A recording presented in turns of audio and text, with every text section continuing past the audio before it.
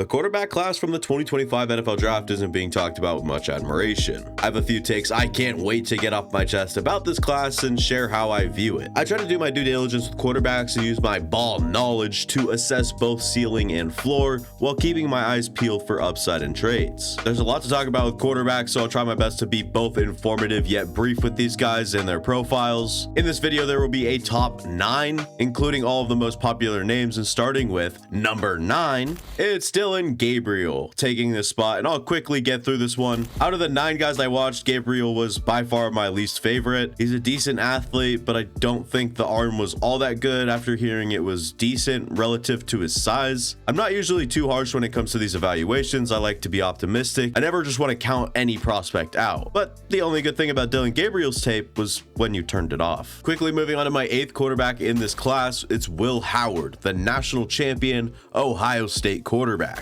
Howard's got some real size at 6'4" and nearly 240 pounds. Howard is clearly a great leader with a personality made for it, and you see that charismatic presence just watching him play the game of football. Everything I've seen, read, and heard is all positive for Will Howard, the human being. Will is a very mobile quarterback at his substantial size. You see his rushing ability quite frequently, but he also has the legs to escape pressure and outrun defenders to stay alive both behind and in front of the line. From Will's game against Tennessee in the playoffs, you're going to take away Howard's ability to throw the deep ball and display early throws that drop right over his receiver's shoulder without breaking stride. You know what to expect from Will Howard. You don't find yourself holding your breath when watching him, and I think he's safe and smart as a football player. I don't think he wows you as much as he just instills confidence in you. I really like the feel and movement within the pocket. Despite the good protection, Howard still had to deal with discrepancies and work through the pocket. He did a nice job keeping those eyes open, feeling where he had space to move towards. I think Will's accuracy is decent and good enough. However, I think the placement gets a bit sporadic. I'm not labeling Howard as a pinpoint passer by any means, and I don't think that's breaking news to anyone, but in the NFL, the margin for error just gets smaller, and I value precise and consistent placement. You see Howard's size, and when you think of quarterbacks typically at that size, you think of the bigger arms. I'm not saying his arm's bad, it's good, but it's a bit underwhelming compared to my expectations, and I get it, that's my fault, but I saw a lot of effort to create velocity, and I don't think he's creating velocity with a flick of the wrist. This is more of a lazy note, but it's relevant. Howard had weapons upon weapons at Ohio State. All he had to do was facilitate the offense and get it to the playmakers. He did just that and played that role really well and made individual plays when he had to. I just thought it's still a noteworthy aspect of the profile. Howard's got this like clumsiness to his game. I couldn't quite put my finger on it, but when he threw the ball on the move and then just fell over, and I saw him stumble over a few more times, and I just thought his feet were kind of clunky, I guess. If I had to place a wager or a bet on who stays in the NFL the longest out of the quarterbacks from this class, I think I'd be confident putting money down on Will Howard. He strikes me as a guy that could turn into a spot starter at some point, but you mostly know him as the safe backup option that you're happy you paid for. I like Howard, some like him more than I do. I see him as a clean prospect. Take that as you may, because quarterbacks are hit and miss. As we all know, no one's really ever safe for clean as a prospect. I do like the floor, but I also wonder what's the ceiling.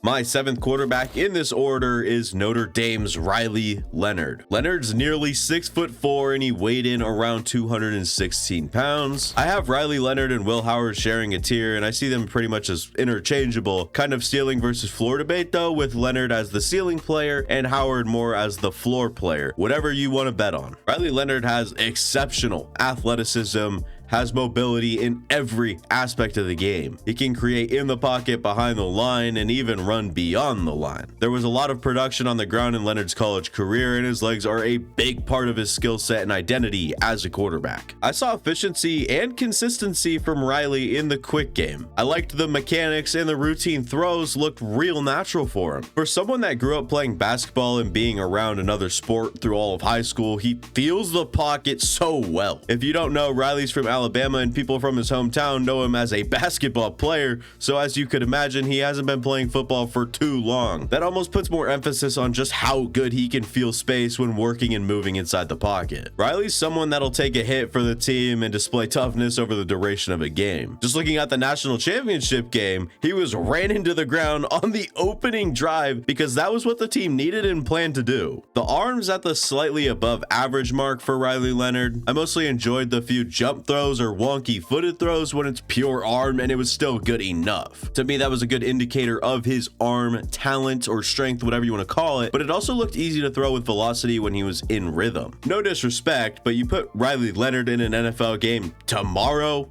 good luck. I don't think he comprehends the game at a super high level or even a high enough level to step in and do the things he needs to do in an NFL offense. He'll need time and perhaps a good mentor. It's either good or it's bad from Riley. And what I mean is, when you watch and chart it rep to rep, it's either he's solid in doing things right, or you look at what he just did and say, how did you think that was the right idea? That inconsistency kind of creates something I really dislike when watching prospects, and especially quarterbacks, where I'm not comfortable watching and there's constantly a risk and possibility that you see him mess up. This was a very schematically specific offense at Notre Dame for Riley Leonard. There was a lot of run, we know that, but the passing game wasn't anything crazy and mostly worked the quick game with short throws, screens, and timing throws to the first read. You aren't going to be shocked with the concepts they ran. Riley rarely experienced NFL reps on a consistent basis, and I wasn't observing a vertical pass game at all. I think Riley's overly safe until he isn't, but for the most part, I don't count him as a risk taker or someone that's willing to take those shots and open an offense. If he's not confident someone's going to be open, he'll fall off that read and look for his safe and cozy checkdowns. That could be the coaching there. He could be told to avoid risks at all costs. The next note almost ties in with the last, but Riley Leonard could really afford to be more decisive. When I thought about it, he's throwing after route breaks. He's late pulling the trigger and maybe gets checked down happy, or he doesn't care to stick around on a read and wait for results to unfold because he'd rather check it down. The best reps of Riley Leonard are the ones you'd need to bet on if you think he's a franchise level quarterback. I think you'd have to bet on the glimpses more than what he does in a down in, down out basis. Riley does show a lot, and if you got the best of Notre Dame Riley Leonard as a baseline, we're talking about a whole different story. I'm yet to hear anything bad about this kid too, and I see that translate on the field. Great kid and someone I wouldn't mind betting on in the depth of this class specifically. He's also a guy I can look back at the notes and question why I didn't have him higher in the rankings if he ends up hitting. The next guy I have probably a lot lower than you would expect. It's Jaxson Dart, a guy that's actually being considered as a first round pick in the NFL draft. Dart's actually a little smaller than the last two guys at 6'2" and just over 220 pounds. Jaxson Dart had a lot of success on the deeper outbreaking concepts and routes. I really like his ability to anticipate and throw some of the timing routes outside, and in the NFL, I'd be surprised if he's not given the opportunities on some of those concepts early. I think a team can identify that as a strength and use it early on in his NFL career to get him comfortable. Dart's very experienced in an offense that he can consistently play within. He's not goofing up a whole lot. He's getting the ball out and where it needs to go when it needs to. Dart was also very active in the quick game. I would think he has a great understanding on those shorter throws and designs. I think Dart's a little better at clicking through his reads and scanning over his options than he gets credit for because of this offense and the stigma it presents. That certainly doesn't mean he's making great decisions every time, but I do think he can get from 1 to 2 consistently and maybe even 3 on occasion. I see his athleticism more as a plus, not really a play style or crazy trait of his, but it'll do Jaxson well at the next level. There's a lack of initial quickness, but he's big and harder to bring down.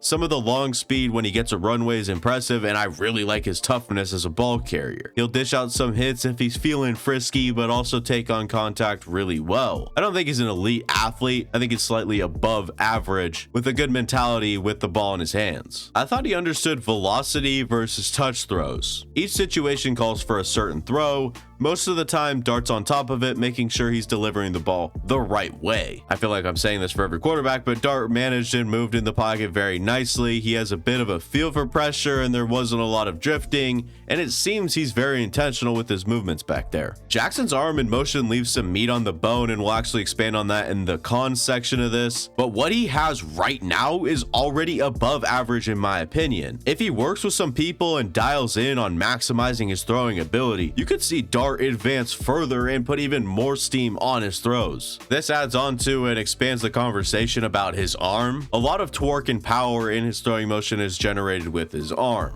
Duh, right?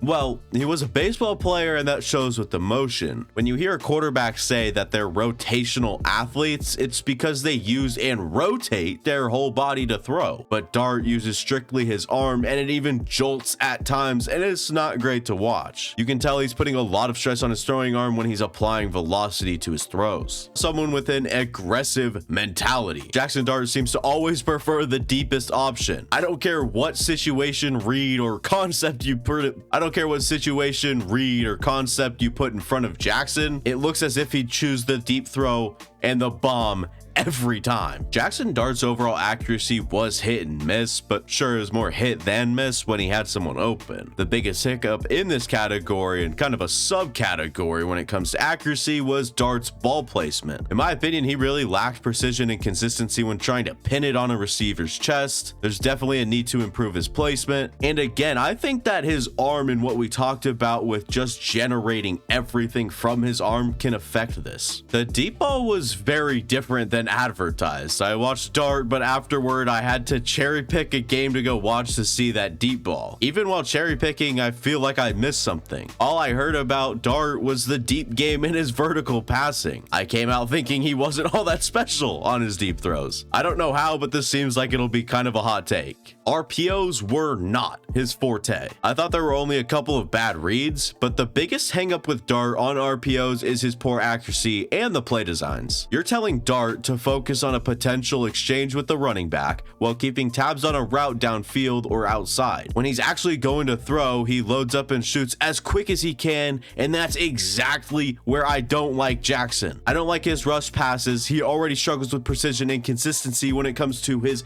general accuracy. I'd like for Dart to actually throw when he's progressing. Sometimes when he's forced to scan through his reads, he'll either move too fast and miss someone, or have something open, he looks at it but moves on despite the target being open. To me, it's a lack of decisiveness and commitment. Look at this offense. It's one read or concept, keep your eyes there and throw when it's ready. It's not scan, make quick reads, and react in a split second. So I can see why there'd be some hesitation to let it go without knowing it's open for sure, because that's exactly what he hasn't been doing or taught within this offense. Speaking about this offense, there seems to be this stigma about the Ole Miss offense, and it has to be talked about for any quarterback coming out of that system. I think Dart's raw in terms of an NFL quarterback and what he'll be asked to do at the next level in the NFL. I do think, however, he is better between the ears than people are giving him credit for, especially because of the Ole Miss offense effect. Jaxson Dart's an efficient quarterback who ran an offense really well, making plays and throws when he needed to. There's a bit of a ceiling with Dart that teams may think they can bet on and tap into to develop him. Now, I don't know where he'll be drafted. There's opinions all over the map, and we're seeing him as high as number 9 overall, but I surely wouldn't be drafting him in the first 50 picks of this draft. If it's a good spot, I'd like him in the back of the second or early third, but that's just me. And especially in a class like this, I'm not one to value a quarterback when I'm looking at what he can be. If I'm confident in a quarterback, sure, I'd be better off taking him high and much more comfortable with that concept. So maybe I view the quarterback position a little different, and we know how sporadic it is in the NFL draft itself with NFL teams. Next one, perhaps the most polarizing one, Jalen Milroe, the Alabama quarterback. Milroe's 6'2" and 217 pounds. Between he and Dart, I have them basically the same spot, tier, and score. I mostly just put Milroe higher because of his upside, but I do see them similarly in terms of rankings. There's a certain floor a quarterback presents when you can run the ball effectively. Jalen Milroe will always have talent to rely on and fall back on. So let's say a play goes south, a more immobile quarterback quarterback would get stranded and have to take a sack or throw it away, but you know Milroe has the athleticism as a runner to bail him out of certain situation. There's also the point to be made about a very good rushing quarterback in the run game and how that can offer some reliability to your competence when running the rock. I guess long story longer, with Milroe, there's always a baseline level of offense you can count on. I see poise in Milroe's game, and I just so happen to love poise in quarterbacks. He doesn't panic when simulated pressures are called. You don't see him rushed when there's a little pressure off the edge or up the middle. Jalen can keep those eyes up and pay less attention to defenders around the pocket. To my surprise, and this comes with poise, he handled pressure really well. The best and most consistent throw Milroe displays is rarely the best and most consistent throw for any quarterback. The deep throws. I don't know how, but when he cuts it loose 20 plus yards downfield, I almost have more faith it'll be better than your average intermediate throw from Milroe. This kid is one of the best athletes that you'll see at the quarterback position. Just from a pure athletic standpoint, we're talking about a really elite specimen. Not a lot of quarterbacks can accelerate and blow past an entire SEC defense every week. Even if you were to evaluate him as a running back, you'd still come away with positive notes on his top speed, acceleration, along with his vision and feel as a runner. I don't think the cerebral part of the game is talked about near enough when the Milroe conversations come up. I haven't heard many real negative comments about Milroe's mental capacity. However, it seems as if it's just implied that he isn't the best processor. I saw multiple exhibits in which Milroe reads the field really well at good speeds. He doesn't get credited enough from that aspect, and like I mentioned, the consensus or general knowledge would almost default against the point that I'm making. Jalen Milroe has an arm on him. It's not fun watching some quarterbacks, and mostly those who can't really push the ball deep if they aren't in a perfect scenario to do so. But Jalen, with a flick of the wrist, maybe under pressure, he locks onto a receiver and throws it, and that thing travels. We hit on the poise, and I'll tie something else in that's in a similar conversation and bring up Jalen's ability to maneuver and move in the pocket. I watched Milroe move away from pressure, whether it was a subtle scooch or if it's just stepping through the whole pocket. There's a time or two he stands in the face of pressure and doesn't care to move because he's got that good arm, but there's times when something needs time, so he buys it and moves well in the pocket to do so. I see flashes in quick game work when I'm actually seeing the good feet, and when he's not trying to zip the ball out there like a bullet train, there's decent placement and accuracy. I think it got better as the season went on. I saw a couple bad misses early when he was drilling his throws at a million miles an hour. But when he slowed down, the feet were calm, the ball wasn't getting away from him, and it was the only thing that looked repeatable. It's so hard to shy away from Milroe when he has done the things that you want him to do better. I've seen him take 3 in a hitch and drill it on his guy perfectly. I've watched him move through pressure and find a check down. I saw someone that can do all these things, making Milroe such a pain to evaluate. There's some extremely raw mechanics in Milroe's game. I mostly have issues with the feet, but the arm and the motion also get a bit messy. He's very inconsistent and never looked the same for even 2 plays back to back. The motion and release is naturally fast and really twitchy, but you see him attempting to really drive the ball with some pace behind it. The ball kind of just hops out of his hand and seems less accurate. Milroe simply has too much accuracy spray. When the ball's coming out, I don't think anyone knows what to expect. I'll put it this way. One play, you watch him throw a crosser and it's a bit behind his guy. The next guy, he completely misses on a bubble throw. Then all of a sudden he hits a strike and you get excited. Then you flash back and remember those other throws and don't really care about the one strike when you just saw him miss 2 layups. I never felt like I was watching someone capable of thriving in structure. I don't know if that'll make a ton of sense, but I was almost surprised in a sense when Jalen would drop back, take 3 in a hitch, and accurately deliver a throw in rhythm. I wasn't seeing that at nearly the rate you want to be seeing it, and if I'm not confident you can drop back and pass the rock, you need time to develop and eventually get there. If it's genuinely surprising when you throw on time and do the things by the book 2 reps in a row, we have quite a raw prospect on our hands. When the play goes sideways quickly, Milroe's not too quick to find answers, unless you'd consider running backwards real fast and throwing the ball away an answer. The line and pass protection at Alabama was so dominant up front. There are plays where Milroe doesn't even sniff pressure for more than 3 seconds. I'm not saying that's really a knock by itself, but there will be an adjustment in the NFL, and I'd be working on Milroe's internal clock and remind him he's not at Alabama anymore. And as I see it, he doesn't project super well when he can't trust his protection. If worse came to worse and he couldn't trust his protection, he's getting pressured every drop back, I'd suspect that we'd see a lot of running backwards and quick, inaccurate throws. Inconsistent at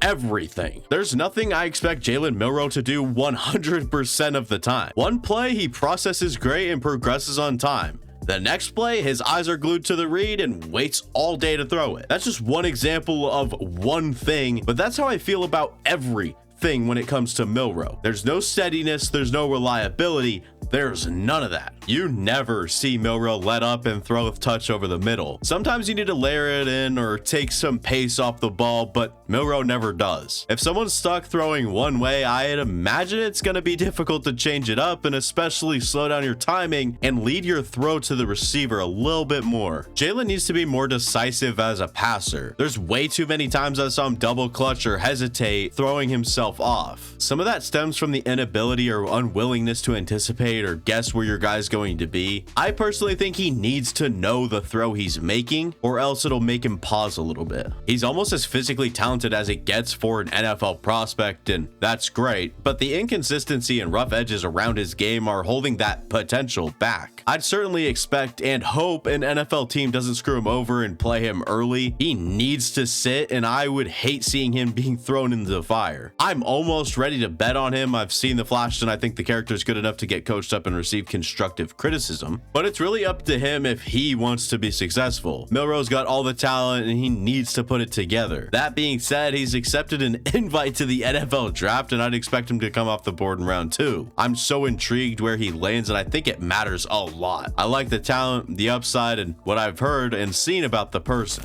The next guy is Tyler Shough. The Louisville quarterback comes in at QB4. Shough's got great prototypical size at 6'5" and 224 pounds. I don't think we're talking elite, but the arm definitely tops others in this class. Shough loves to drop his arm and throw with all sorts of alternate arm angles. He can remain accurate while adjusting on the fly. Tyler Shough also has some power in his arm, and throughout my watch there were moments sprinkled all over where the arm's just a standout trait for him. I mean, we're talking window throws, off platform throws, sidearm throws, throws when he's in the midst of getting sacked, throws 60+ yards downfield, and everything in between. His O-line let him down often, but Shough was able to work in tighter situations and at least offered his team a chance when the chips were down. He'd use his arm and his feel in the pocket to extend the play and make a calculated yet exotic throw to convert or score whatever it was that he needed to do. Great things happen when Tyler Shough can trust the offense, hit his back foot, and has clarity on the throw he's making. I thought he was exceptional reading out pass concepts on time. He'd read and react to defenders moving, he'd read the spacing, and had the arm to push the ball on a whim. Basically, he could drop back, read it, see it, and definitively put the ball where it needs to go when all is good among he and his teammates. Tyler flashed the ability to progress through full field reads or even just a quick 1-2 and throw a strike right then and there. You can see some of the seniority in his game in that aspect. When he's comfortable, you can tell he knows exactly where his eyes need to be to find the right guy. Tyler Shough showed me a consistent deep ball. I saw maybe 2 bad deep throws, the rest were pretty good. Now, whether his receivers could execute was the hit or miss part of it. I would doubt that the completion percentage was any good, but time after time the ball was just landing where his receivers could get it. I think that could translate real nicely and help him out early on in his NFL career. Tyler at Louisville had a very bad supporting cast around him. The pass protection was awful and one of, if not the worst I've seen in this class. There's drops scattered throughout just the few games I watched. No one seems to be his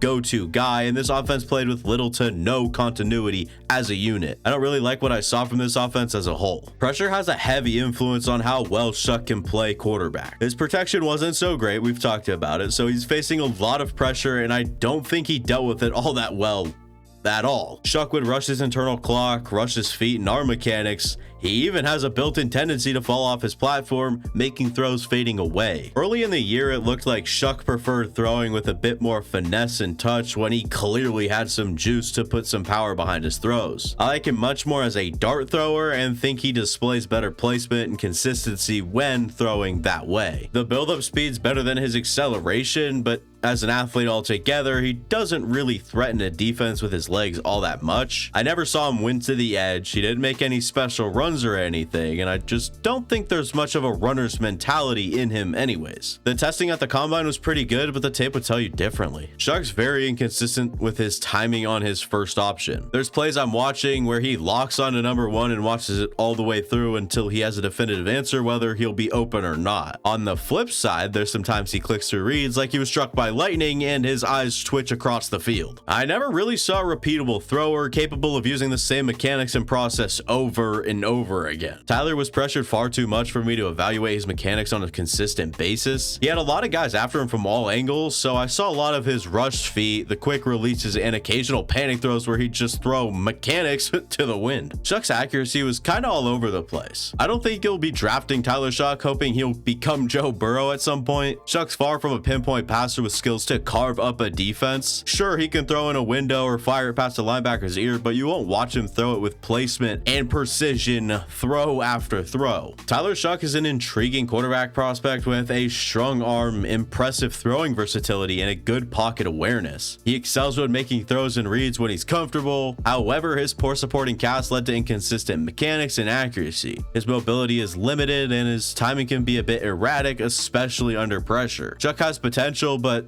he could use a stable system at the next level to refine and grow his skill set. I truly think Shough can start in the NFL. I don't think he'd be a quarterback one as a rookie or anything, but if all goes well, Tyler Shough can play ball. Shedeur Sanders, the ESPN darling, the most talked about prospect in this draft and the guy that's getting his number retired after his collegiate career. The former Colorado quarterback Shedeur Sanders is 6'1.5" with 212 pounds packed on him. I have him completely even in my rankings with Tyler Shough. With Shedeur, the timing throws in his work in structure is where I see the best of him come out. His game's all about dropping back, reading it, hitting the back foot, and letting it go with an accurate throw. Sanders is an accurate passer, and I hear point guard a ton with Shedeur, but it's true. He's a distributor of the football. You see some of the concepts he runs, and he's just able to pin it on his guys. People see the watches, the fame, the change, just all the flash that Shedeur has, and I'd bet that they'd be surprised watching this guy throw through contact. There may be blitzers in his face, but he's not looking for an easy way out to preserve himself. He'll take a hit and attempt to play through that contact. Some of his improv plays show he's plenty capable and even good out of structure, but I don't think this will translate at the NFL level too well, and it should probably lower his tendency to play superhero. He's real underwhelming as a ball carrier and as a runner. I guess the apple fell far from the tree in that way. Sanders really lacks quicks, change of direction skills, top speed, and doesn't threaten a defense with his legs like a lot of modern quarterbacks seem to. He's not a real vertical thrower of the football. When you look at Sanders' skill set, it's not really best suited to throw downfield and attempt to stretch the field. Another factor was the spread offense that he ran at Colorado. There wasn't a lot of repetition and attempts vertically. It was more about the horizontal passing game and cashing in over the middle, and we saw him excel doing so. Sanders really lacks arm talent compared to a lot of first-round quarterbacks you see. I think all 6 of the first-round quarterbacks in last year's draft completely clear Shedeur in the arm category. He'll probably have a slightly below average arm among starting quarterbacks in the NFL, though I'm definitely not counting out or discounting any of the times that the ball really comes off his hand crisp. There are moments I find myself questioning his decision to hold on to the ball and delay the timing of the play. Cam Ward has his flaws when it comes to throwing on time, but Shedeur has some awful reps where he simply refuses to let it go. I think you can find something on anyone that you can fix, but I look at the front foot of Shedeur Sanders and it seems to be a little bit of an issue. At times, Shedeur doesn't have his foot pointed in the right direction and it really hurts him as a rotating thrower. If his foot's pointed over yonder while he's rotating his body to get the ball out, the leg almost straightens out and stalls your rotation because the foot contradicts the hip motion as they're moving in separate directions. Therefore, it flaws the accuracy. If you need a point guard with a little moxie and a lot of character character, Shedeur Sanders is the guy for you. I liked his tape the more I watched him, and studying his game was almost boring, which really isn't a bad thing. You're dealing with an accurate passer that has his flaws and won't be someone getting picked in this draft for physical attributes, but I do think he's capable of keeping an offense afloat and bring some energy at quarterback, which we all know is a leader position. Quinn Ewers is my quarterback 2. This is probably one of the hottest takes you'll hear about this draft, but it's not as much a take as it is how I feel. Now, give me a minute to explain what I saw from his tape that led me to this conclusion, and you'll just have to trust me that this will be worth your time. This will be a long one. Hold on to y'all's seat. I'm gonna end up putting a lot of stock into his game versus Michigan in week 2 because there's some amazing things on that tape that should be eye-opening to everyone. Ewers' arm is so apparently very good. The ball literally hops out of his hand. Quinn has a very clean and easy stroke, but at the release, the ball's jumping out of his hand and gliding through the air. I don't think people are talking about his arm enough considering just how effortless every throw he makes is. I didn't once see him putting extra oomph behind his throws because he doesn't even need it. I think Quinn Ewers can be a very bright quarterback, and he's very adept when it comes to playing the position within his own offense. He's flashed great coverage recognition, consistently displays the use of anticipation, and he's very quick to understand and eliminate receivers and reads. Ewers' usage of anticipation was actually too advanced for the collegiate level. There's a time or two you see the ball's gone maybe even 3 steps before the receiver's even breaking out of his route, and I have zero issues with that. But the throws will miss because there's an art to it. You have to be very precise and be on the exact same page as quarterback and wide receiver. I think his ability and willingness will translate and actually be an asset once he's comfortable in an offense in the league because he was already doing it at a very high level. If you work a lot of the RPO game or receiver screens in your offense, you want Quinn Ewers throwing the ball. At the line, Ewers has great placement and can get the ball out there quickly and efficiently. Something I always watch closely for quarterbacks is the quick game, routine, repeatable throws. And I like Quinn's ability to deliver quickly with great precision, time after time around the line of scrimmage. Quinn Ewers is a guy that plays smart football. What it means to play smart football is you take free yards, you don't push the ball, and you take the easy ones over and over without getting bored of them. I saw Quinn take checkdowns when it made sense. He wasn't running and scrambling behind the line looking for a play. He wasn't foaming at the mouth for the deep shots. He was taking the checkdowns in space, creating positive yardage. I really like Quinn's accuracy, and something I noted over and over again was his ability to throw timing routes accurately and just consistently place the ball where the receiver needs it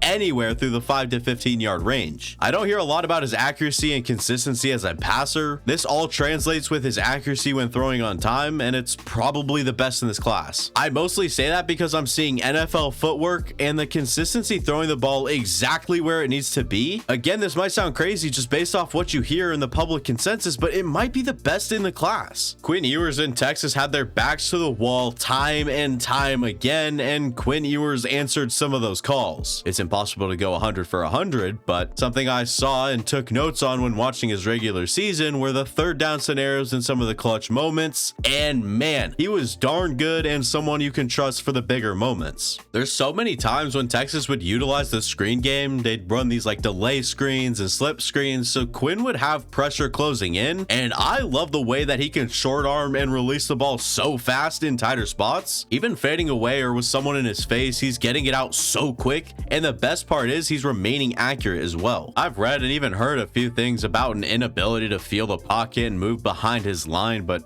I'll squash that. Quinn Ewers was exceptional moving up and around the pocket when it would close off the edges. I did see it fall off a little when interior pressure would close in. He's one to kind of drop his eyes and look for a way to space instead of feeling it and then moving. But my goodness, people must really hate this kid because I thought he was just fine feeling and moving within the pocket. Everyone has a few bad reps and those might stick in your mind more than the good, but I've seen more good than bad from Ewers when we're talking about this subject. I thought Ewers understood this offense well. but the no-look throws would tell you he knew it extremely well. I'm not kidding, I saw a few where his motions all started up and the ball comes out of his hand, then that's when his eyes go to the target. I saw it enough times to write it down. We'll talk more about Quinn's eyes because I thought he used them to his advantage just as much, if not more, than anyone in this class. I'd bet he was taught to do so, but off the snap, he'd look straight down the middle if his first read was outside and vice versa. You could tell he just gets it by the way he'd mislead defenders and manipulate windows with his eyes. There's a couple that I love watching just because it's so intentional and moves the linebackers out of the middle so easily. I'm gonna do something I typically try not to do, and I'll make an excuse for Quinn Ewers and specifically for his interceptions. When you look at the box score, you see the interceptions column pretty filled up,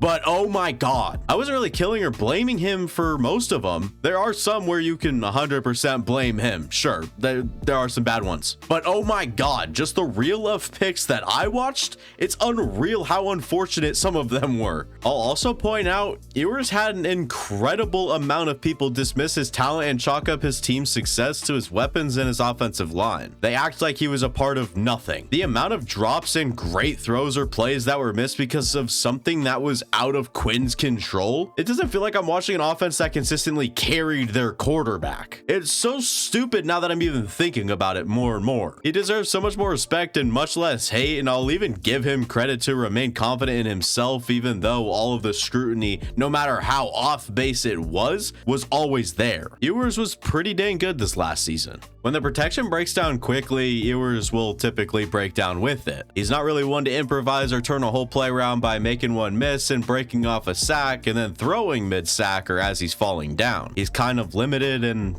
that only got amplified when he was injured. I'm seeing a really good offensive system and scheme when I watch Ewers. Jaxson Dart was actually someone you watch, and if you understood how some of that stuff works, you come away thinking like, wow, Lane Kiffin's a genius. And if you didn't know, Lane Kiffin is his coach. And that could be a knock for a quarterback when it's so easy and streamlined for him. Now, watching Ewers, I'm seeing that with some of the things that Texas does, where you see a lot of first read throws and gimmies in open space. But it's less about play design. Like in Ole Miss, a lot of the stuff was play design related. And with Texas, it's more about how mentally clear it was at times for Ewers. I don't think Quinn Ewers is bad under pressure. I think he's bad when he's consistently under pressure and feels he can't trust his line. When he doesn't trust his pass protection or he's gotten hit, you almost watch him speed up, and that's when you see him climbing the pocket directly into pressure and speeding his footwork and internal clock. I have seen him slow it back down and reel it back in mid-game before. Something that was consistent was the batted passes. Even with Ewers' good arm and his good line, there's just enough times his passes get batted down or tipped at the line of scrimmage because that ball trajectory is just too flat and allows D linemen to get their big old mitts on him. Probably the biggest flaw I'm seeing, and a reason why people are so down on Ewers, is his tendency to stick to read one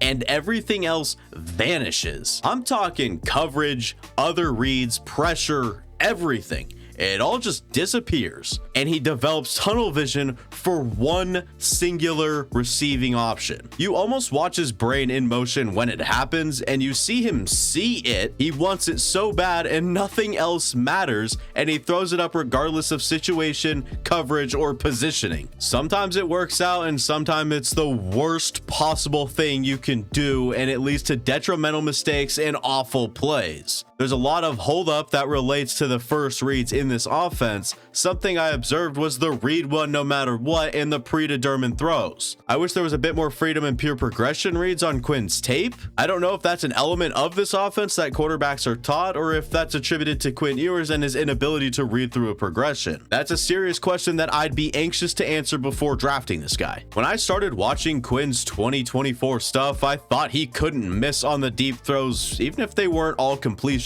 He'd always place the ball in the vicinity and it always looked catchable. He did that to start the year and even showed really good early throws where he'd anticipate the deep pass where his receivers would be. But as the season went on, he only got more inconsistent, and then the deep and go balls felt more unlikely to be completed towards the end. I thought Ewers was inconsistent downfield last year, and when I started this year, I thought I saw major improvements, but it only faded down the stretch. The smallest discrepancy in timing or the smallest hesitation and hiccup with his feet can cost him that throw. Ewers was good at consistently throwing on time, but the 1% of the time he'd have a small something that would throw him off, he'd struggle to recover or gather himself to complete the pass. I think I could literally write an essay on how I feel towards Quinn Ewers and his potential as an NFL draft prospect. My main issue is, what the hell are people watching when they started saying this guy's trash? I have no clue, and that guy that I watched is not anywhere near trash. I don't know what I'm missing, but I feel good and convicted on this, so I'd be doing myself a disservice by being dishonest and ranking Quinn Ewers lower to match more of the consensus while shying away from the way that I personally feel. Last year, I felt very strongly that Bo Nix was going to be good. I had conviction and placed him as my number 2 quarterback sandwiched between Caleb Williams and Jaden Daniels.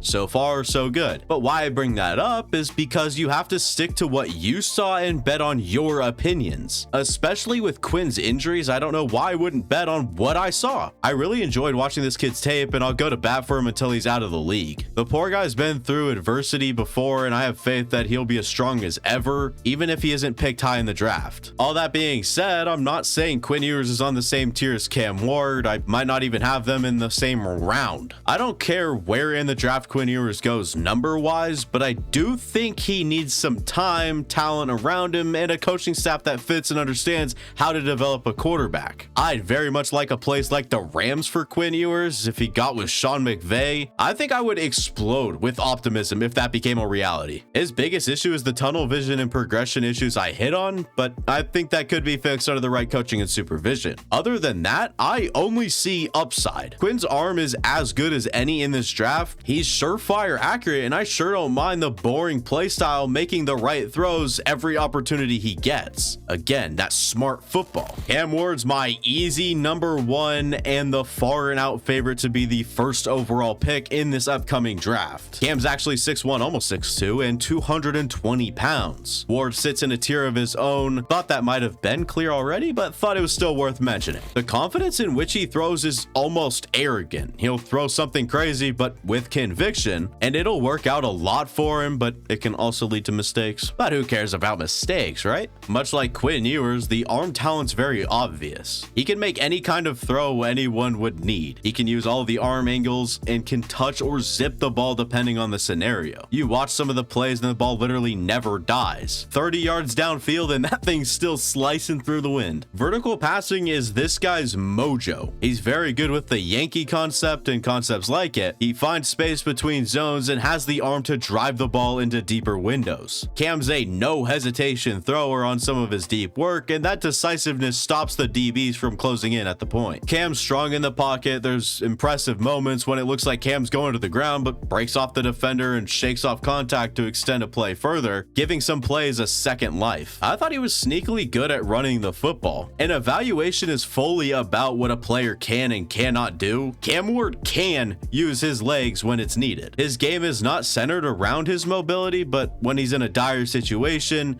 you can count on him to have the legs ready to make a play. Improv is a big part of his game and something that drew a lot of interest to Caleb Williams when he was being drafted. Ward's ability to give a play and his team a second chance is unique. Not a lot of quarterbacks have enough of that playmaking feel to prioritize that style of play. Excels in the quick game around the line of scrimmage like RPOs and screens. A lot of quarterbacks are familiar with that criteria, and it may even be considered easy, but Cam can separate from others because of his ability to tie the motion together and get the ball out so fast with flat feet and let his arm go. He's great at adjusting the throw to the receiver and placing the ball where it's needed virtually every time. Kind of similar to the improvisational aspect of his game, but Cam gets real creative. There's enough plays that you watch and expect one outcome when all of a sudden he does something to revive the play and make a difference by being creative. Watching Cam Ward's week 1 versus Florida was a heck of a lot different than watching his last regular season game versus Syracuse. The difference in decision making, timing, and anticipation doesn't even compare. That's just in 1 year, but that's also what he's done his entire career up to this point. Cam has always gotten better, and there's no reason that cannot correlate to the next level. I really liked his mechanics and maybe think they're even underrated. All of the power still filters through that front foot. He has hip mobility and the arm follows behind the rest of the body, kind of like a slingshot. There's a lot of right and wrong ways when people talk about refining a quarterback's techniques, but if that's what works for him and he's comfortable, then allow him to be comfortable while maybe dialing in on some smaller things to fix if you think he must. You're not necessarily going to hear about the smarts with Ward, but he seems to find holes in the defense and he flashes great processing at Miami. They use some of the same concepts down the stretch, but man, he was good at influencing a defense or a defender to get a look he liked. Tries to be a hero when a play is dying. There's definitely times where he cuts his losses and moves on. He also has some incredible plays when he's able to extend and create magic. But there's also situations he's simply doing too much to keep a play alive or just trying to make a play out of nothing. You'll see a bit of chaos in the pocket from time to time. Some plays when he's using his eyes to influence defenders, he'll bounce his eyes all over the place and look a bit out of sorts compared to a more steady approach where things look controlled. Playing consistently on time seems to be a bit of a struggle for Cam Ward. Cam's definitely someone that could use a good line when he's adjusting to NFL competition. He really likes to hold onto the ball after the initial read isn't perfect. He really rushes his platform as a passer. There's times Cam has to hop or quickly adjust his feet as he's throwing to get his feet in a comfortable spot, and it might not be fundamentally sound, but it seems to work for him. We'll see if teams want to clean that up. I really do like the Jordan Love comp, even though I don't do comps. To me, Cam's easily the best quarterback in this class, and a lot of his game is different than most. The big arm, the mobility, and the creative improv skills are some of the traits that lift Cam Ward's stock as a prospect towards the top of this draft and make him a talent that should be drafted at #1 overall, because I know that's what I would do if I was the Titans. Well, those were my quarterback rankings. They're probably the worst thing you've ever seen, right? Well, regardless, let me know your thoughts in the comments. I'll be reading them all and replying to the good ones. I like the conversations that these rankings videos do bring up, so do not be shy to go down below and comment. And that'll be it for me. Thank you guys for watching. If you guys enjoyed, go ahead and leave a like, go down, subscribe, go watch the past content on the channel. It would mean a lot, and I will see you guys next time. Deuces.